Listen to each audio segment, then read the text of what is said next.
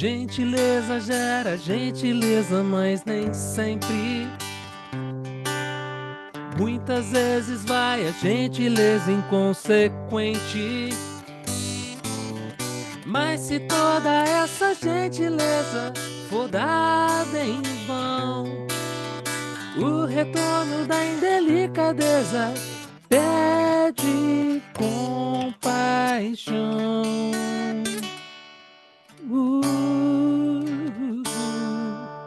Tudo que se pode oferecer é o que se tem. Nada daquilo que me faltar eu ofereço a um outro alguém. Tantas vezes algo me faltou e faltará.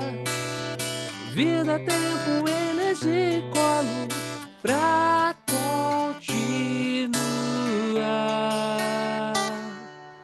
Nenhuma negligência perdurará.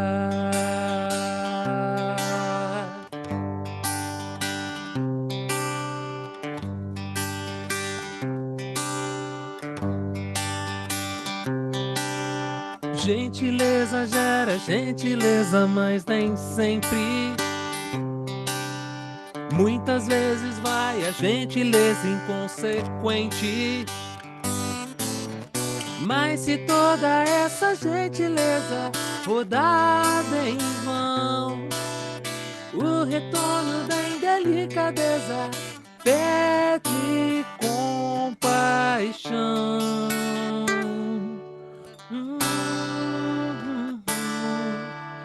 Incontáveis vezes minha alma se quebrou, e no momento ao recolher os cacos percebi que algo faltou. Mas se esse mero pedaço de alma germina, o coração de uma outra pessoa esperançará. Nenhuma displicência perdurará.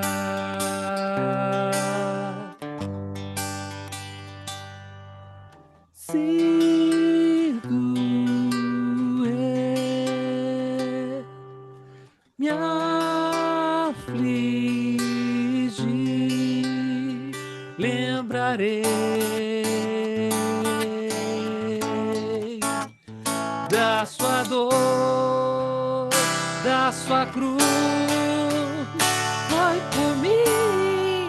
Na, na, na, na, na, na, na, na, na, na. Nenhuma intolerância perdurará. Na, na, na, na, na, na, na, na, na, na. Nenhuma divergência perdurará. Na, na, na, na, na, na, na, na, na, na. Nenhuma impetulância perdurará. Na, na, na, na, na, na, na, na, na, na. Nada além do amor no fim vencerá.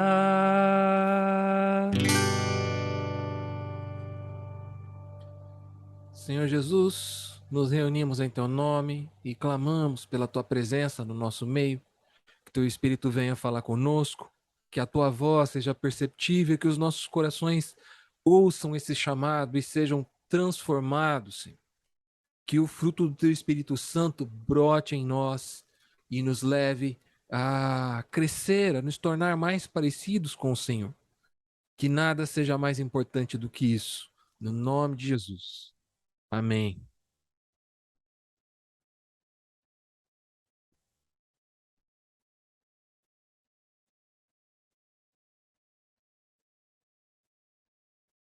Bom, essa é uma música minha. Gentileza gera gentileza, mas nem sempre. E essa canção foi escrita para a minha banda José Peccator, ainda não foi lançada, mas não é a primeira vez que eu canto ela aqui, acho que já cantei uma ou duas vezes. Gentileza gera gentileza é a frase do famoso profeta Gentileza, né? Só que, refletindo sobre essa frase, me ocorreu a figura de Jesus, né? E dos primeiros discípulos sendo gentis e em troca sendo hostilizados. Então, nem sempre a gentileza gera uma gentileza do outro lado, né? Mas a pessoa que retribui gentileza com maldade, ela é digna de pena, né? Nós precisamos olhar para ela com misericórdia. É uma pessoa com um espírito muito pobre, né? Uma alma muito corrompida. Então, o natural, né? É que um sorriso seja retribuído com um sorriso, que uma gentileza seja retribuída com uma gentileza. Bom, vamos voltar para o nosso texto base, então, que é Gálatas 5:18, né? Que a gente está Gálatas 5, do 18 ao 26. É o texto base que a gente está trabalhando para lidar com o assunto de fruto do Espírito. Vamos lá. Quando, porém, são guiados pelo Espírito, não estão debaixo da lei.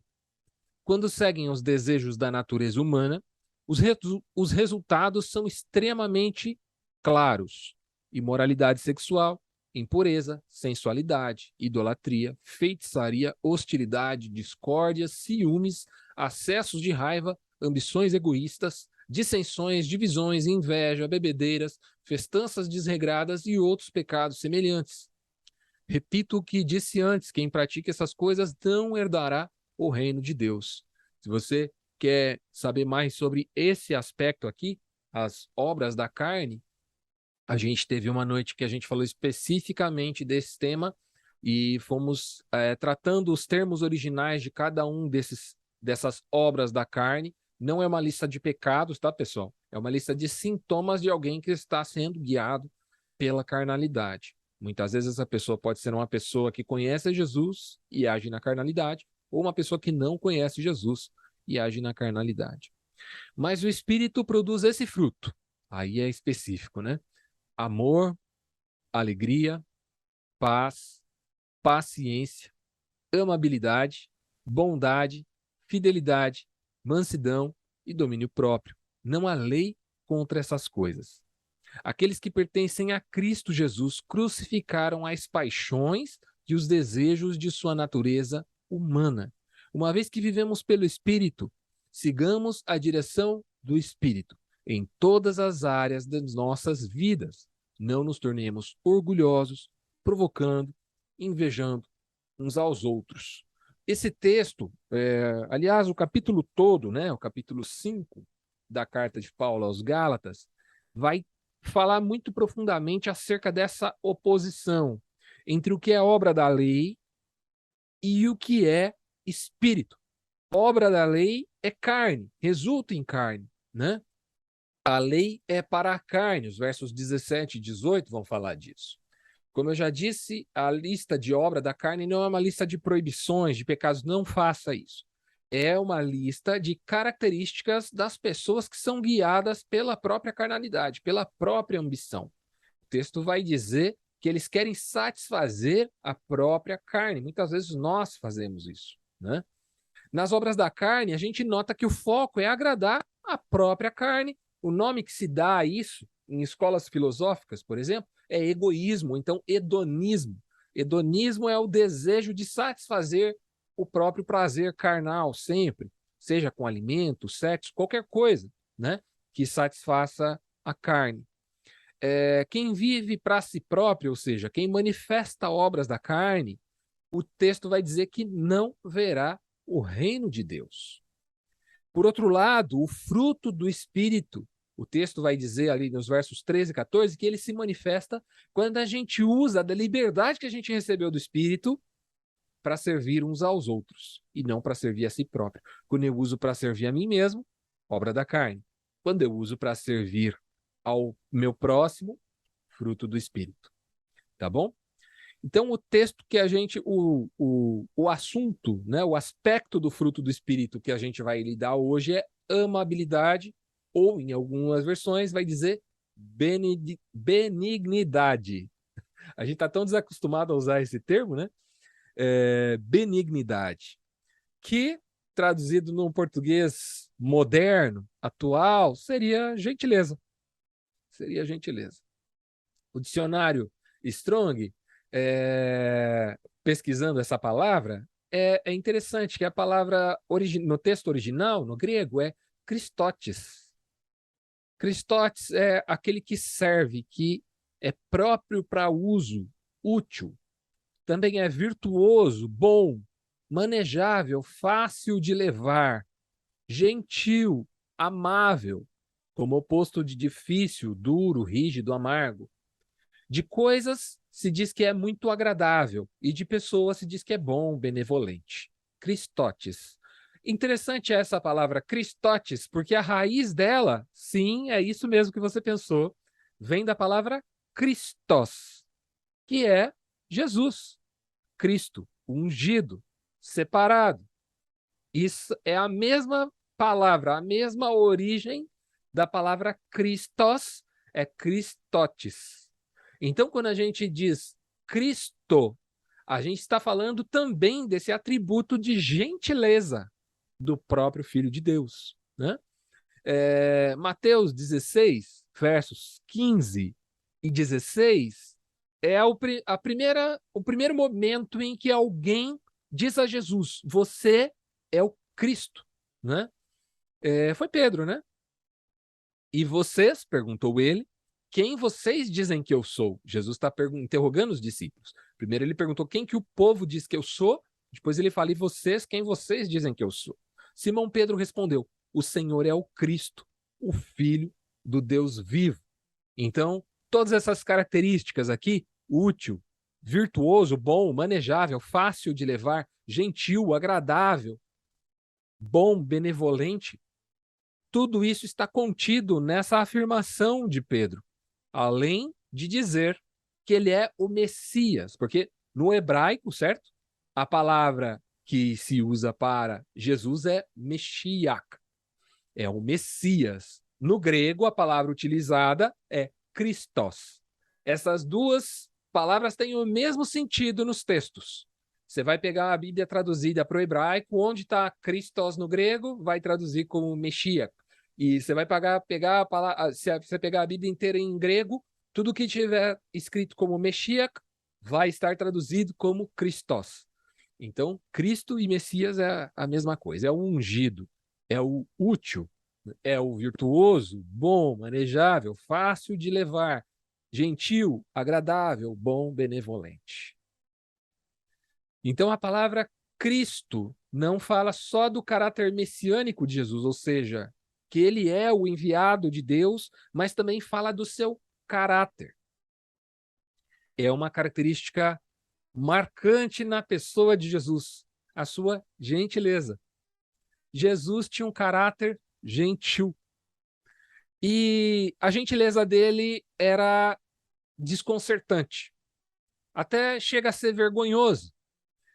Olha só, quando Jesus nasceu, e eu já falei disso algumas vezes, porque é uma palavra que fala muito ao meu coração, no momento em que Jesus nasceu, ele escolheu nascer em um abrigo de animais, para que nenhuma outra família precisasse se abrigar ali, porque não tinha mais outro lugar.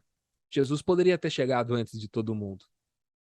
O lugar em que eles chegaram e o momento em que eles chegaram foi oportuno para que Jesus nascesse tomando o lugar de alguém que ficaria sem moradia, sem um quarto decente para passar a noite. Quando Jesus foi ameaçado, ele não reagiu. Vocês se lembram disso? Quando ele foi abandonado pelos seus amigos, ele não se indignou. Quando ele foi condenado, perdoou prontamente. Lembra o que ele diz? Pai, perdoa-os, porque eles não sabem o que fazem. Ele se entregou para a morte, mesmo tendo autoridade para se insurgir. Quando Pilatos diz para Jesus, me fala que você é o rei dos judeus, que eu consigo tirar você daí. Jesus diz, eu tenho essa autoridade, eu poderia. Se eu dissesse ao Pai, viria miríades de anjos aqui e eu não passaria por isso. Você pensa que você tem autoridade, eu tenho autoridade. Jesus, mesmo com toda a autoridade, escolheu se entregar. E quando ele ressuscitou, ele não foi atrás de vingança. Olha que interessante. qualquer um de nós, né? Quando é ofendido, logo pense em uma forma de devolver essa ofensa. Jesus ressuscitou com todo o poder e autoridade. Ele disse para os seus discípulos: foi-me dada toda a autoridade nos céus e na terra. Pronto. Vai lá e toma o poder da mão de César. Não. Vão, façam discípulos, ensinando e batizando. Então, Jesus retorna com poder e glória, cheio de autoridade, e não se vinga. Quando ele se reencontra com Pedro também, depois de Pedro tê-lo negado, Jesus se encontra com Pedro e confia os seus discípulos a Pedro. Diz: quando você se converter, cuida dos meus cordeirinhos. Ele também busca Paulo, um assassino dos discípulos. Ele havia ordenado a morte de Estevão. Jesus vai ao encontro de Paulo, o encontra ali no caminho de Damasco, Jesus já ressurreto, e resgata Paulo. Poderia ter pesado a mão sobre Paulo ali. Não é isso que ele faz. Pelo contrário, ele traz Paulo para perto, o ensina. Ele diz que aprendeu do próprio Cristo. Quando ele vai dar a instrução acerca da ceia, Paulo diz: aquilo que eu ouvi do próprio Jesus. Bom, a palavra Christos tem muitas ocorrências no Novo Testamento, claro que é o nosso texto grego, né? A maioria delas se refere mesmo ao título de Cristo, a tradução para o grego da palavra Messias. Mas 7 vezes, pelo menos, ela aparece como um adjetivo. E eu separei algumas dessas citações para a gente entender o que quer dizer essa amabilidade que está aqui traduzido como amabilidade no texto, ou benignidade, né, dependendo da tradução. De acordo com Lucas, por exemplo, Lucas 6, 35 e 36, a tradução que nós temos foi traduzida como bondoso. Olha que interessante. Portanto, amem os seus inimigos, façam-lhes o bem e emprestem a eles sem esperar nada de volta. Então a recompensa que receberão no céu será grande e estarão agindo como de fato filhos do Altíssimo, pois ele é bondoso até mesmo com os ingratos e perversos. Sejam misericordiosos, assim como o Pai é misericordioso. Então, Altíssimo, pois ele é bondoso. Esse é o termo que Jesus utiliza nesse ensino e que a gente traduziu a palavra Christos. Outra ocorrência que vai aparecer é em Paulo, lá em 1 aos Coríntios, capítulo 13, verso 33. Vamos ver se vocês conseguem identificar. O texto diz assim: não se deixem enganar pelos que dizem estas coisas, pois as más companhias corrompem o bom caráter. Christos é bom caráter, traduzido como bom caráter, amável. Mateus é a minha favorita, né? Vocês já sabem, porque eu já tenho música também com esse texto. Mateus 11, verso 30. Jesus está falando que caminhar com ele é fácil. Ele está dizendo que caminhar ao lado dele não é uma tarefa pesada. E ele vai usar essa expressão aqui, ó: meu jugo é Christos. Meu jugo é suave. Meu fardo é leve. Jesus está dizendo que caminhar ao lado dele, e eu já usei essa figura, é como caminhar. O jugo é aquela peça, né, que põe sobre 2 bois para eles andarem em parelha. Então, caminhar ao lado dele é como se você colocasse essa canga, né, esse jugo, ao lado de um boi que te ajuda muito a puxar o arado. Imagine você um boi inexperiente, não está acostumado a puxar carga. Então, se coloca do lado de um boi bravo, você vai se machucar nesse processo. mas ao lado de um boi manso. Jesus usa esse termo, né? Eu sou manso e humilde de coração. E ele diz: o meu jugo é Christos. Meu jugo é suave. Ou seja, caminhar comigo é agradável, é bom. A caminhada com Jesus é agradável exatamente porque ele é Christos. Ele é Christos. Christos não é só uma característica, não é só um detalhe da sua personalidade, mas é o que ele é. Ele é o Cristo. Foi isso o texto que nós lemos antes aqui, Pedro dizendo: tu és Christos, o Filho do Deus vivo. Ele é Christos, ele é amável, ele é benigno, ele é gentil. E nós? É isso que eu queria desenvolver com vocês, com a participação de todos. Eu queria conversar com vocês sobre o seguinte: como é que é caminhar com você? Essa é uma pergunta para a gente desenvolver. E outra é: você conhece pessoas que são tão gentis que a convivência com elas é muito agradável por causa disso? É Christos. O jugo dela é suave, caminhar do lado dela é um negócio leve. Você conhece pessoas assim? Então, duas coisas. Primeiro, como é caminhar com você? E segundo, se você conhece pessoas gentis dessa forma que, ao ponto de que caminhar com elas é agradável. E aí, o pessoal pode abrir o microfone, participar. Quem quiser levantar a mão para falar, pode levantar. E aí, pessoal, como é que vocês estão? Tudo bem? Primeiramente, obrigado, porque se você chegou até esse vídeo é porque você assistiu a mensagem inteira e você viu que eu termino ela fazendo uma provocação e alguma pergunta. Então, no final dessa reunião, a gente tem aí um papo que vai muito mais longe, né? Se você quer participar dessa conversa também, a principal forma é você comentando aqui embaixo. Você pode responder a pergunta que eu fiz, a provocação que eu fiz e desenvolver também uma conversa aqui. Agora, se você gostaria de participar dessa conversa ao vivo, você deve acessar o link igrejapresente.com/reunião.